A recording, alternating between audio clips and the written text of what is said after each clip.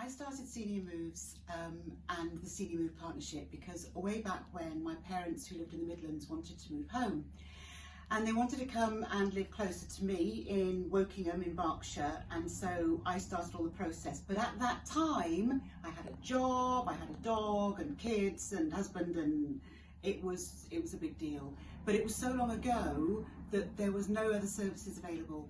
Anyway, I got them moved. I was then over in America a little bit later and was telling somebody about this, and the guy looked at me in America and he said, "Really? You move your own parents?"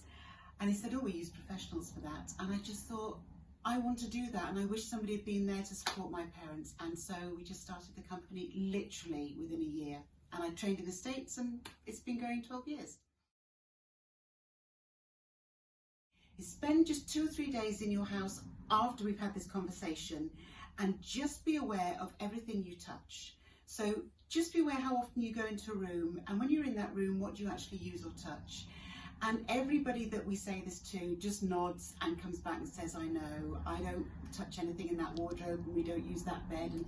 But that's a really tricky concept for people to actually do. But everybody who actually gets to the point where they make the decision and make the move, they're so delighted they've done that, because it makes such a difference to life.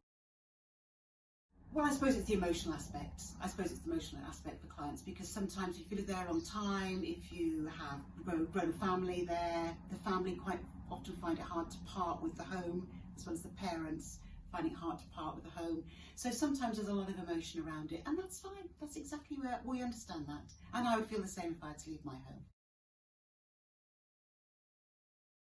In general, the services that most people need are furniture floor planning. So we plan where your furniture is going to fit in your new apartment, and we do that by taking the floor plan from your new apartment, and we measure your furniture and we scale it, and we use a funky piece of software, and we sit with you and you tell us where you'd like your furniture to go. And then we'll put it all these places, and you can actually see your room being built, and you'll know you're taking what you need and it'll fit. Disposing of furniture you're not taking, give you lots of ideas of how to do that, and organise it for you. So whether it's clearance or charity or auction, whatever it may be, getting furniture shipped off to family abroad, we'll organise all of that. The actual downsizing, which is for us, we think about the emptying kitchen cupboards out and sorting through clothes so that you take what will fit and what you need as opposed to what you've got. So I went to see a couple earlier this week, and they did exactly what I have done in my house. So the minute the children left home, I filled every wardrobe.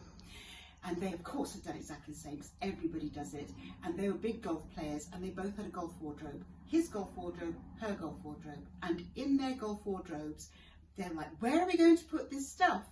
And they just opened the doors and let me have a quick look. But I knew that of the 30 polo shirts in each of their wardrobes, they were only probably wearing 5. And so we had a good talk through that, and they agreed. But anyway, we all do it. We all have stuff, and we just help downsize that. And then after the downsizing, there's a lot of organising. We need to do utilities, make sure we notify them, change the dress, make sure your BT line is all sorted. And then right at the end, there's the move day. And with the move day, we can help with the unpacking, putting everything away for you. We'd like you to go to the bar and have a nice lunch.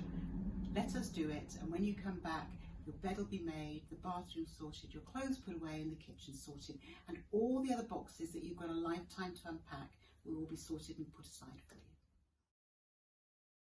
So top tips would be, first of all, for move day, please always put the bedding that you want to go on your bed to sleep in. I'd love that bedding, please, to travel with you in a car, but please don't put it in the removal van. And we're talking bottom sheet, duvet, pillows, duvet covers, pillow covers, everything. Because the last thing you want to do on move day is go through all the boxes trying to find bedding for the bed, because you'll be tired. So you definitely don't want to do that. So that's number one. I'd say another tip is to be very realistic about what you can achieve.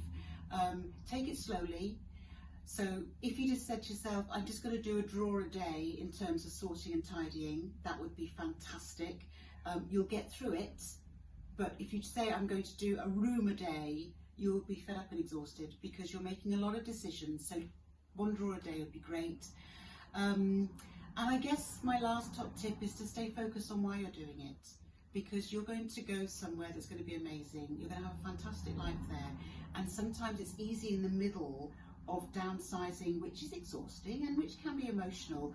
You can get in the middle of that and think, oh, but actually keep focused, because you're going to have an amazing life when you move.